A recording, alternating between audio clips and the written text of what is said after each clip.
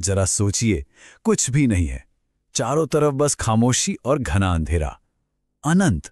और फिर अचानक एक पल में, एक सुई की नोक से भी पता नहीं कितना छोटा एक बिंदु, और बूम, एक महाविस्फोट, और उसी से पूरा का पूरा ब्रह्मांड पैदा हो जाता है। जी हां, ये हमारे अपने घर, हमारे ग्रह की कहानी है। एक ऐसी कहानी जो कोई 100-200 साल पुरानी नहीं, बल्कि 13.8 अरब साल पहले शुरू हुई थी, जब इस ब्रह्मांडीय उथल-पुथल और तारों की धूल से हमारे इस प्यारे नीले ग्रह का जन्म हुआ। तो चलिए इस सफर की शुरुआत करते हैं, एकदम शुरू से। मतलब एक ऐसे समय से जब समय और स्थान जैसा हम आज जानते हैं उनका कोई वजूद ही नहीं था।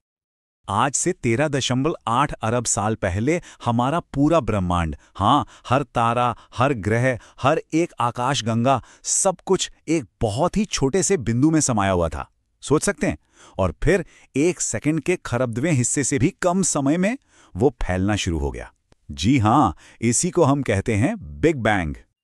और ये कोई धमाका नहीं था जैसा फिल्मों में दिखाते हैं, ये तो खुद स्पेस का, अंतरिक्ष का फैलाव था। पहले 3 मिनट के अंदर ही ब्रह्मांड के सबसे पहले तत्व यानी हाइड्रोजन और हीलियम बन चुके थे। लेकिन मजेदार बात यह है कि अगले 3,80,000 सालों तक ब्रह्मांड एक बेहद गर्म, घने प्लाज्मा के सूप जैसा था। इतना घना कि रोशनी भी उसमें से गुजर नहीं सकती थी। फिर जैसे जैसे ये ठंडा हुआ, तब जाकर पहली बार रोशनी आजाद हुई। उस पहली रोशनी की गूंज आज भी मौजूद है। हम उसे कॉस्मिक माइक्रोवेव बैकग्राउंड के तौर पर देख सकते हैं। एक तरह से ये ब्रह्मांड के जन्म की पहली तस्वीर है। पर इस तस्वीर में एक बहुत जरूरी चीज गायब थी, तारे और ग्रह। तो सवाल यह है कि फिर तारे कहां से आए? देखिए, लगभग 20 करोड़ सालों तक ब्रह्मांड में घना अंधेरा छाया रहा। इस दौर को कॉस्मिक डार्क एजेस भी कहते हैं। और फिर ग्रेविटी ने, यानी गुरुत्वाकर्षण ने अपना जादू दिखाना शुरू किया। जरा सोचिए, ब्रह्मांड के जो पहले तारे थे, जिन्हें साइंटिस्ट पॉपुलेशन 3 स्टार्स कहते हैं, वो हमारे सूरज के मुकाबले किसी दैत्य की तरह थे। ये सिर्फ हाइड्रोजन और हीलियम के बादलों से बने थे और उनका आकार हमारे सूरज से 300 गुना तक बड़ा हो सकता था। ये बहुत गर्म थे, बहुत ज्यादा चमकदार थे, पर इनकी जिंदगी बहुत छोटी थी।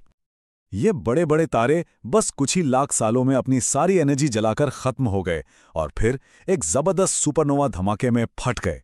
और उनकी इसी हिंसक मौत ने एक कमाल का काम किया।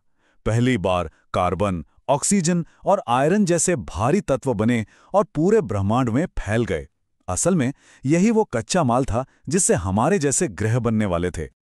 तो अब इन्हीं भारी तत्वों ने मिलकर आकाशगंगाओं का, यानी गैलेक्सीज का निर्माण किया।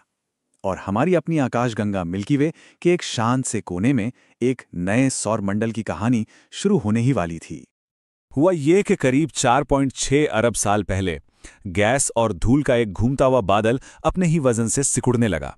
इसके बीच में, यानी सेंटर में, इतना ज्यादा दबाव और गर्मी पैदा हुई कि हमारे सूरज ने जन्म ले लिया और उसके चारों ओर जो धूल और चट्टानें बची थी वो आपस में जुड़ने लगीं और इनसे बने शिशु ग्रह यानी प्रोटोप्लैनेट्स। इन्हीं में से एक थी हमारी अपनी पृथ्वी। पर उस वक्त की पृथ्वी आज जैसी तो बिल्कुल नहीं थी। ये आग का एक दहकता हुआ गोला थी जिसकी सतह पर लावा के महासागर बह रहे थे। और तभी हमारे इस युवा ग्रह के साथ उसके इतिहास की सबसे बड़ी घटना घटने वाली थी। मंगल ग्रह के साइज का एक और शिशु ग्रह, जिसका नाम था थिया, वो सीधा पृथ्वी की ओर बढ़ रहा था, टक्कर के रास्ते पर।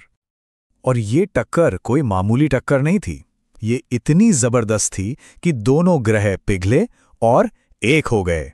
सोचिए, खरबों टन मलबा टूटकर अंतरिक्ष में फैल गया और फिर धीरे धीरे यही मलबा गुरुत्वाकर्षण की वजह से आपस में जुड़ने लगा और इसी से बना हमारा चांद। कमाल की बात है ना? इसी टक्कर ने पृथ्वी को अपनी धुरी पर थोड़ा सा झुका भी दिया और बस यहीं से मौसमों की शुरुआत हुई।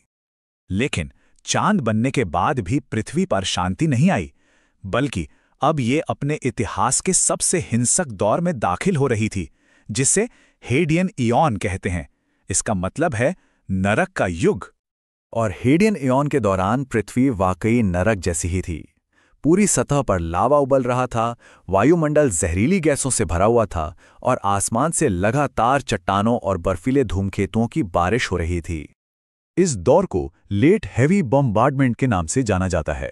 ये बहुत विनाशकारी था, लेकिन मजेदार बात यह है कि इसी विनाश में सृजन भी छिपा था। ये जो बर्फीले क्षुद्र ग्रह और धूमकेतु पृथ्वी से टकरा रहे थे ना, वे अपने साथ एक बहुत ही कीमती तोहफा लेकर आए थे, पानी। तो जैसे जैसे ये बमबारी थमी, पृथ्वी ठंडी होने लगी और उसकी सतह पर एक पतली सी पपड़ी जम गई।